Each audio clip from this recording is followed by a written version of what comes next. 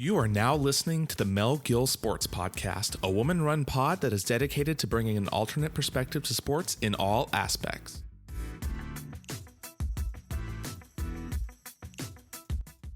Let's start this before we begin. Should I just be like, what's up, guys? And welcome to a very special episode of Going Offside. Today we are joined by Mel Gill from Mel Gill Sports. Go hit her up on Twitter, Instagram. Do you have TikTok yet? Yeah, I got TikTok. And today we're going to just be talking about women in sports and sports media, misogyny, homophobia, and kind of just overall gatekeeping that the sports community does. Why don't you introduce yourself, Mel? Okay. Hi, guys. My name is Mel, and I'm the host, editor, and producer of the Mel Gill Sports Podcast. I also write for Fansided about the Bulls and the Raptors. And yeah, I'm just trying to get my name out there in the sport media industry. I don't think I've ever met anyone who likes DeMar DeRozan more than Mel. I don't mind DeRozan. He was a beauty, but not like her. This is definitely a weird episode because we've never had a guest before. So it's kind of a fun dynamic. Yeah, no, we figured that people have had enough of just listening to our voices and listen to us be idiots. So we're going to bring someone who actually has some sense in them to sort of balance us out. It's nice. Yeah, it seems more professional. You know, it's not just the two of us just like being annoyed about something that the Leafs did. Yeah. And actually covering something that's kind of important for once. So that's interesting. I think we'll start it off. We have a few questions for you, Mel. Yeah. Can you describe what your experience has been like joining kind of the sports media field as a woman? Yeah. So growing up, it was kind of tough. Like in elementary school, I had boys tell me I knew nothing about sports specifically because I was a girl and girls don't watch sports, of course, right? It was kind of funny because there was a few guys who didn't watch basketball at all, didn't keep up with the league or anything. And they would always like test me and like ask me questions about the NBA or just say like, I don't know anything about the sport. Or actually like these two guys, they would ask me about like to name like 10 players on the Raptors or something like that. And they didn't even they couldn't name anyone other than like Lowry and DeRozan. And it was just weird that it's just a weird feeling. Somebody who doesn't know anything about the sport is testing you and like just because you're a girl, it really makes no sense. Another thing is like this used to happen a few years ago, doesn't really happen anymore.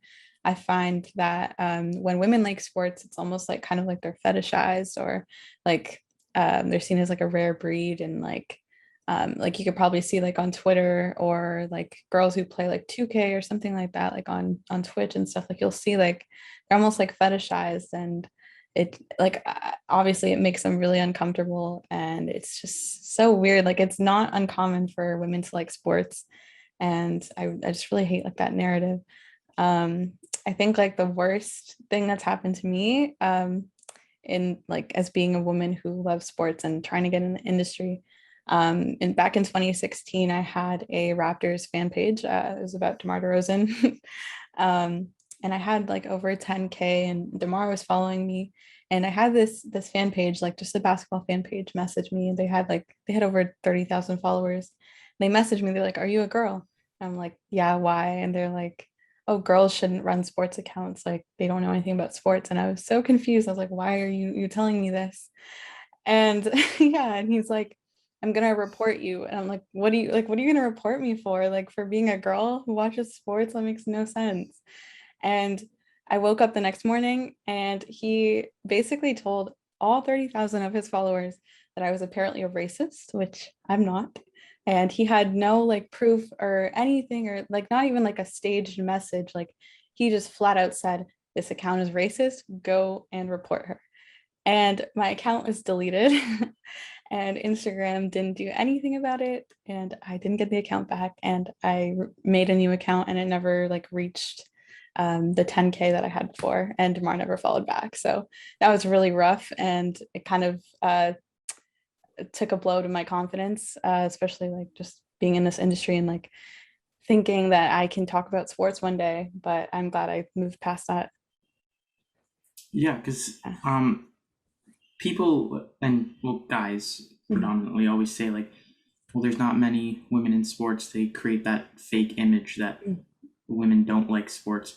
But I'd assume it's because of the gatekeeping like that kind of behavior that leads people who are very interested in being part of sports media in sports. It leads them out of that drive because they're getting comments like I'm sure you mentioned Twitter. Yeah. And like anytime, say TSN posts a woman doing anything. Yeah. Any people sport. are just mad for no reason. Like the comments are just brutal. Like it'll be say like Sue Bird just draining a 3. And the comments are just disgusting. Like, I could do that better. Or like, yeah, it's like with my eyes closed, or like a guy who was benched on his freshman basketball team. Yeah, saying, "Oh, I could cross her up. Like she's not still a world-class athlete." It's unreal. It seems like sort of a negative feedback loop too, because there's women who are interested in going to sports, but they see people just such a negative connotation around it. Yeah. And then there's less women in sports, and then that feeds more into the people who say women don't like sports or women don't belong in sports. And it's just really horrible to see that it's feeding back into each other. Yeah, I think especially like a way to change that is obviously representation. I think like it has to start like from young. So like girls need to see themselves represented, like not only in sports, but in the media, and not only just in those like sideline reporter roles, like, but also commentating and like in decision-making roles. Like they need to see like women throughout, like in business or whatever it is, just so they feel represented and feel like that they can do it. And also like women of color as well. So something. Yeah. Sorry. Oh, yeah. thank you. Just the other day, actually, I saw, I think it was a post on TSN, and it was just like a fan video from a Metropolitan Riveters PHF, Professional Hockey Federation game. And it's this team coming out onto the ice, like from the dressing room. And you can just hear dozens, if not like hundreds of young girls just screaming because they're watching their favorite team come out, and it's their young girls. And it's so good for them to see a women's hockey league specifically that is starting to thrive with the new Toronto team. We got to get to some games. But yeah, it's so nice to see that these young girls seeing themselves represented in a proper hockey league. Yeah, no, I think I saw that video too. Yeah, same. I was gonna say it was, and it's good to see because that's the start of we'll get like all young women kind of interested in sports, because the WNBA has been around for a while. Obviously, men seem to have a huge problem with them, but seeing like the leagues being created and like mainstream sports, like I've noticed, even though it's way too late, like ESPN, TSN, all those platforms are trying to make a better push for women's sports, like involving them in content more. And I think that's a good way to start. Obviously, there's still a lot of work the sports community has to do with everything that's been going on with the NHL, within the NBA, but it's good to see, because like, especially with hockey, you only really saw women's hockey broadcasted for the Olympics. And every time we'd come around, like every 4 years, I'd be like, this is awesome. I love watching this. And you never see it other than, because it's a completely different game style, but you'd never see it other than that. And so now that the PHF, Toronto 606, great name, by the way. Just want to put that out there. Now that they're going to get going and that league kind of rebranded itself, it might be a way to boost the involvement of women's sports. Specifically, what you were saying about, you briefly just mentioned the rebrand, moving from NWHL to PHF. I like that. I really like that. They're not. It's just like this is a professional hockey league. We're just good at hockey. Just like watch. Mhm. And it is. And it's such a fun league to watch. I was so mad that I had to miss the Toronto Six's opening game because they only stream it on Twitch and I can't record it. But it's such a fun thing. And I don't understand, like, I can understand maybe there's a lot of sports leagues. Maybe you don't have time to watch a women's league. That's okay. But people who actively go out of their way to like hate people who enjoy it is something that I can never process ever. Yeah, and you call yourself a sports fan, and you're gonna make fun of people for watching a sports league. You're gonna make fun of the people who've dedicated their lives to playing the sports. Like, no, you don't like sports. Then if you're not No, you're open just to everyone misogynistic. playing, Yeah. exactly. Mhm. I've Or never understood that. Like, it's if you like sports, why aren't you happy that there are more sports on? There's a different style going on that you can watch whenever. Like, you don't have to be a super fan, whatever. No one's saying you have to be, but to openly put people down for watching or doing the sports, then you're just a loser. Yeah, and like something I notice a lot in comments, like especially under WNBA posts, is like people are shocked that people watch the league, which is just it's so weird to me. Like I'll comment something and somebody who follows me will be like, "Oh, but do you even watch the league? Like, do you actually support the WNBA? Do you watch them? Do you buy their jerseys?" And I'm like, why is that such like a weird concept if someone does or doesn't? Like they're like, do you attend the games? I'm like, I'm in Toronto. I can't just like fly to the US and like go to a game. I mean, I wish I could, but yeah, it's really weird how they doubt that people are actually fans of a women's league. Like Yeah, and I've seen that, and then I saw this Twitter thread. I forget who posted it. It was talking about the WNBA finals and talking about how all the games have been sold out. yeah. Like, clearly there's the interest for it. That's not Yeah. like There's a demand people for the want to league. watch it. Yeah. It's Exactly. just that it actually has to get out there, the broadcasting and everything, and then people have to change their opinions, which is obviously the major thing within this kind of gatekeeping community of sports. It's so toxic the way people act. Yeah. Also, like I think something that people don't take into consideration is like the league is kind of like relatively new. It's 25 years old compared to the NBA, it's 75 years. So I do think like once they reach like that 75 years, like it will be more popular and it will be more accepted. So I think like people have to give it a chance. Like the league is still growing. Like they're still figuring things out. Not only just like on the court, but like yeah, like I definitely think it can reach like the height, maybe not like the heights of the NBA, but I would hope so. Yeah. Talking about how it looks like women's sports is kind of progressing, like the demand for it, I don't want to say acceptance for it because it's not something you should accept, but you know what I mean? Yeah. Like the Yeah. kind of like I know people what you are mean. getting more opening to it. Like, and I think the representation is starting. Like the Raptors had that all female broadcast group. There's a lot more female refs. I know the first one for the AHL was not too long ago, and I think that will help like the younger women who are kind of on the fence about getting into sports media or want to but don't feel like they can. That'll kind of drive them to join the industry because who doesn't love sports? Like Yeah. should be open to everyone. Mhm. Yeah, I definitely think like in recent years they've like you see more women and just so many different type of people in the industry and it's really good, but I still think that there's a long way to go. And it can't just be like on TV, like you have to have them in different roles in the industry. Yeah, no, there are women. You're starting to see more women in every single role, specifically if we're talking about sports media. Like everywhere, you'll see like reporters, like insiders specifically. I think she moved somewhere, and I can't remember. I don't know. I don't think she's an insider for the Leafs anymore. But if you're a Leafs fan and you weren't following Kristen Shilton, you were out of the loop Kristen Chilton was the best Leafs reporter.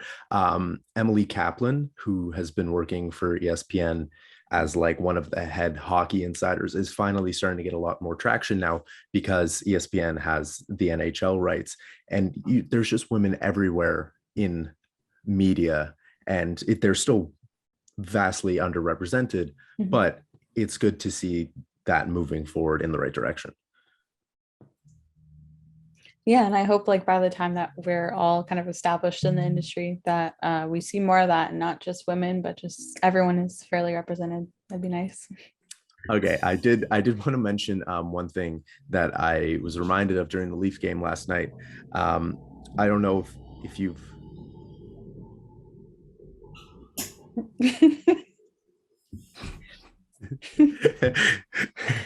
I don't think the podcast gods want me to talk. Okay.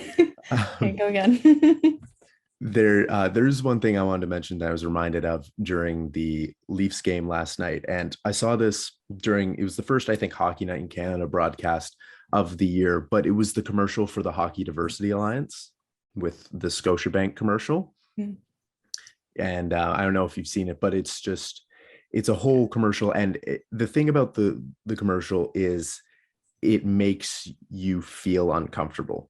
Like you watch it and you're like, I don't feel good. That's a point. It is supposed to have like a lasting impact. It's supposed to say, look at all these different diverse groups of people that specifically, and hockey culture is a whole other topic that could be talked about for hours on end, but like specifically in hockey, and this does apply to all other sports, it's so like you said, gate kept and just not represented, or just like stigmatized for people of color, for women, for trans athletes, for LGBTQ athletes to even be in hockey. And that Hockey Diversity Alliance commercial was so good, because no matter who you are, you're going to look at that and you're going to feel uncomfortable, and you're going to be like, there's something very clearly wrong here.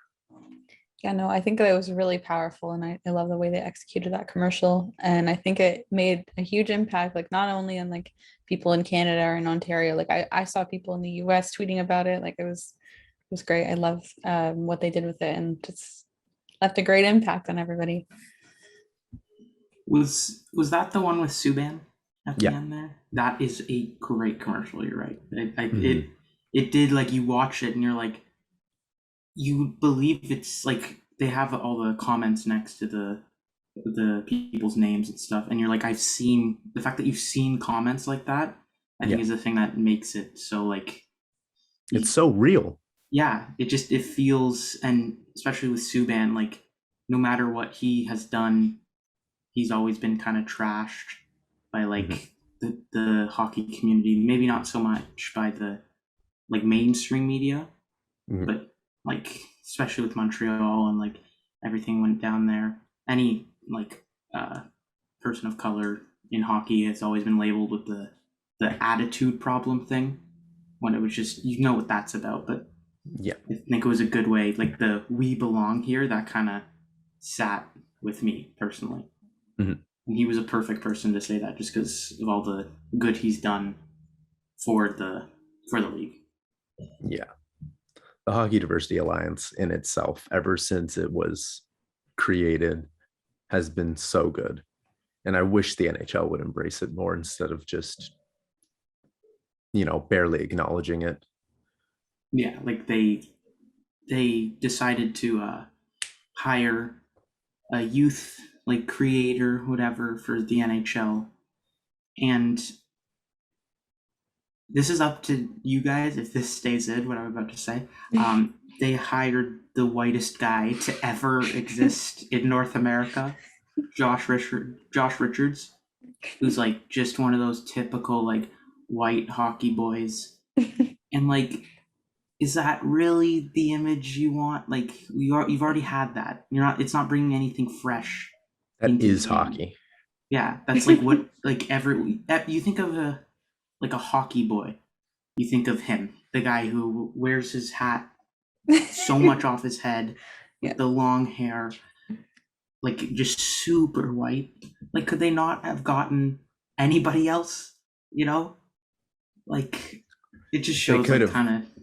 They could have, but the NHL just always plays it safe, and will and that's why they aren't fully addressing like stuff that the Hockey Diversity Alliance is saying, because they know that the problems, and this applies to every single sports league on planet Earth, they know that the problems are so deep rooted that if they actually address them, they just have to keep going until like the core, because all these leagues are just rotten to the core, and they would have to just take it down from the top to the bottom. What's crazy to me is that up until like 4 or 5 years ago, I think the Indians mascot was still like, what was it, Chief Wahoo or something? Like that was still, it wasn't acceptable, I think, but it was not acceptable enough to the point where they only got rid of it like a few years ago. That's so crazy. And now they're changing the name to the Guardians, which people are upset about. But A, I like that logo. It's a cool logo. It's better than a Very cool. C, better than just a C or like a racist depiction of an indigenous person. And Guardians actually has something to do with the city of Cleveland. So like it makes sense. Makes more sense than the Indians. I don't understand how people can be mad at that. I know, it's like anything would be better, and they chose a fire name. Like, Yeah. it also just sounds like a better team too. Like, I know that's not what we should be focusing on, but like the Cleveland Guardians just sounds good. Definitely better than what they had before, obviously. And I like, this might be an unpopular opinion, I love the name Washington football team. It's so different. I know that people want to choose a new name, like the Red Wolves or something, and that's cool. But like, I love how everyone else has a team name. We're just like, we are a football team. We play football. I love that. Again, anything is better. Like, they could have just been Washington, and that's it. And it The would have been Washington. better. I think that one was the worst one in sports. Like, just the laziest attempt, and it was just so bad. I can't believe it took that long to get rid of. Like, it just shows you like the inside of sports, how bad it is, and like how much still needs to be done. That like it wasn't seen as a major problem until people were like, "Hey, can we finally do this?" Like, Yeah. but yeah, like there, you can still see, like, even though it was 2010, the whole thing that went on with Kyle Beach and John Doe 2, like, and the fact that the NHL just announced today, actually, they're not going to pay for counseling for John Doe 2, which is like ridiculous. It's like 0.001% of the money they bring in annually. And they're not going to pay for his treatment, like a league that has literally ruined both their careers, both Kyle's and John Doe. And like, it just shows you where they stand. Like, they don't really care. They just want to promote their social image.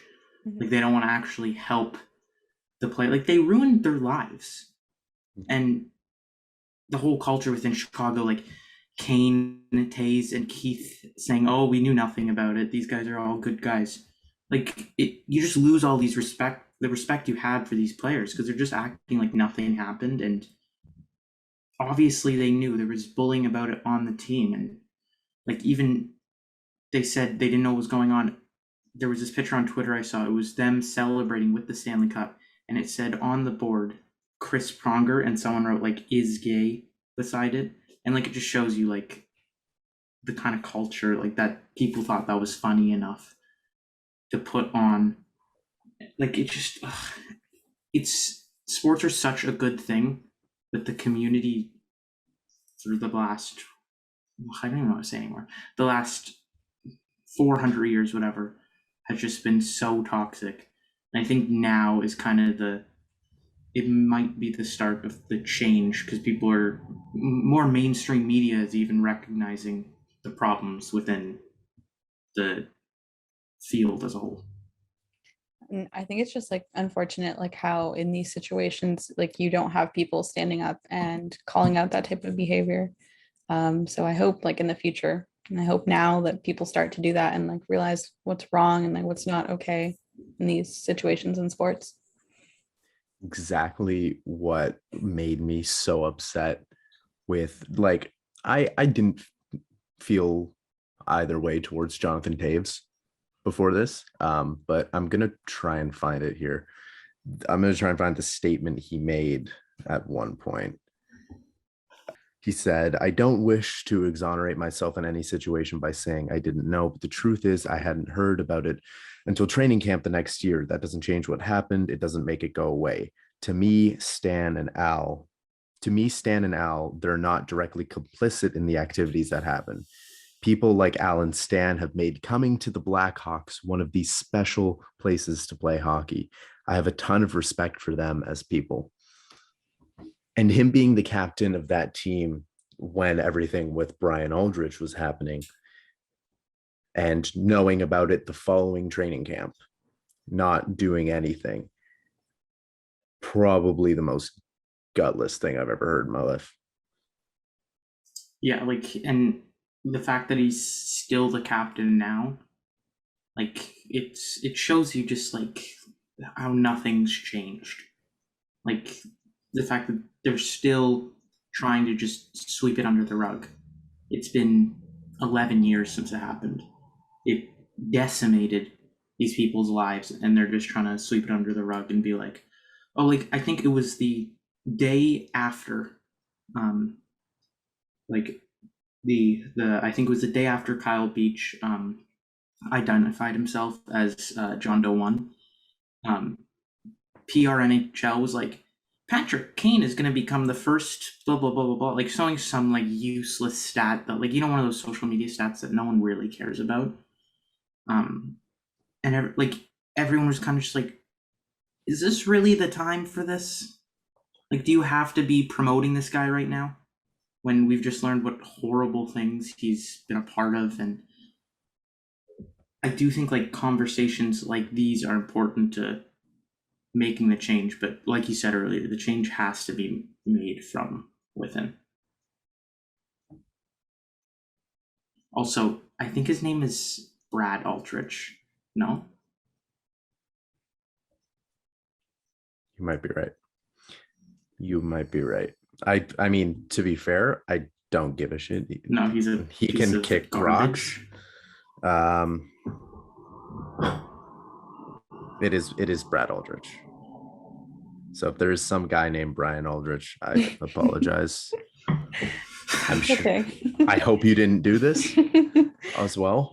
But no, Brad Aldrich, Brian Aldrich, dick. Well, Brian didn't do anything. Well, okay. Sorry, Brian. It's okay.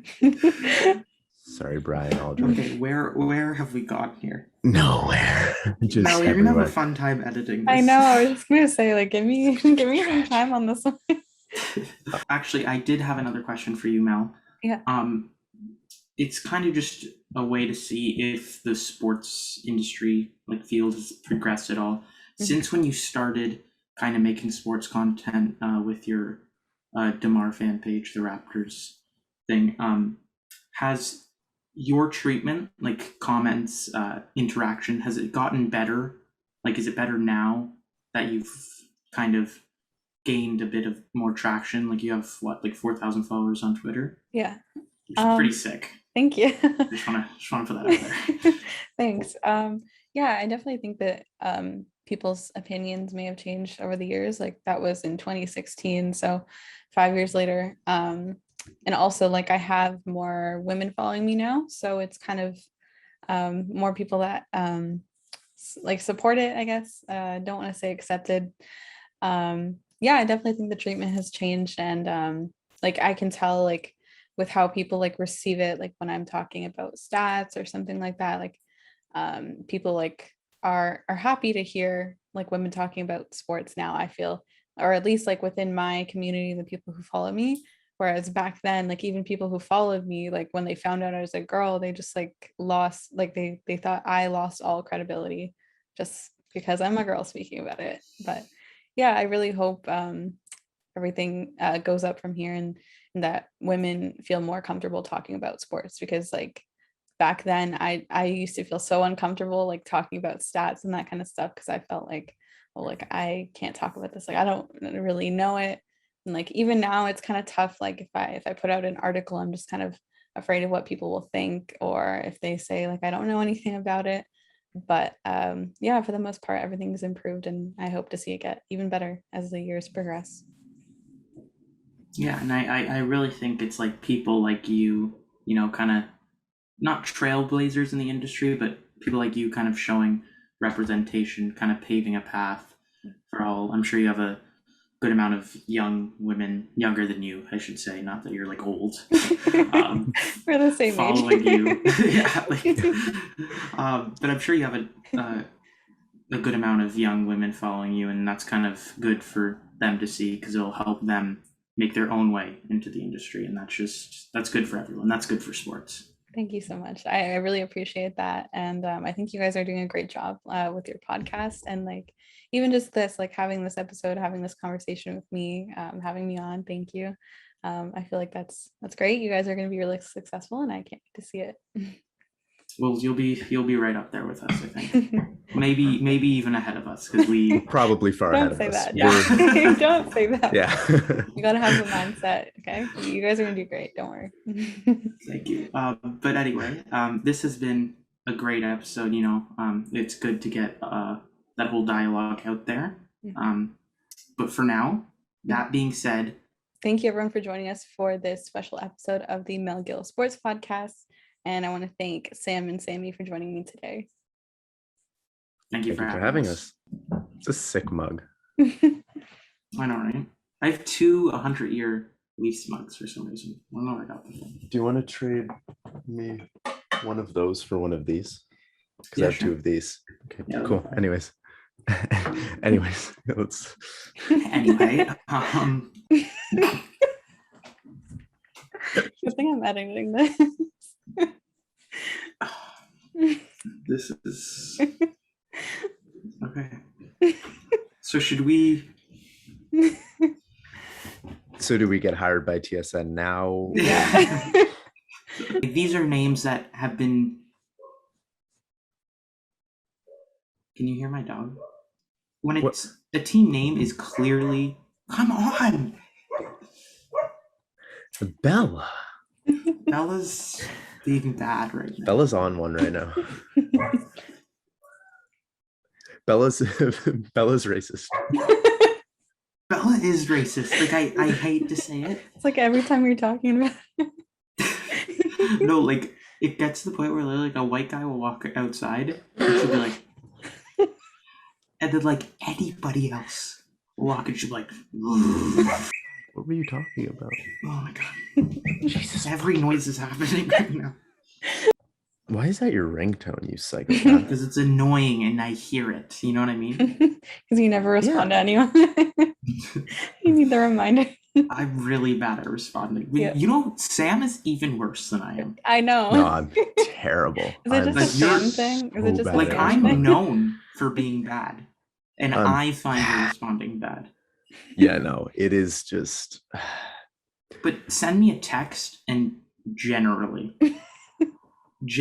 I'll answer it right away. Okay, Send me a you'll Snapchat, it's a hit or miss. You'll answer it right away if it's something that doesn't matter whatsoever. But the second I have something that's like time dependent, you're like unopened 2 hours. So I'm like, funny. yeah, such a Hey, at least dingbat. I never open it and not answer. I Yeah, always answer. true. I just at one point, and people will be like, "I don't know what I was talking about, Sammy. That was 2 weeks ago." And I'm like, "Yeah." Yeah, like I have to save my chats with you because I don't know what we're talking about. Yeah, like it's. Oh my god. Bella is so racist. She stopped the entire time, and now we're talking again. Bella's got it. I want to try something. People of color.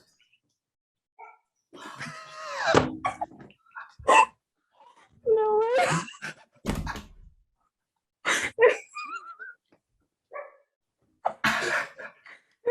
You're kidding me. Thank you for listening to the Mel Gill Sports Podcast. Don't forget to follow on all social media at Mel Gill Sports Pod.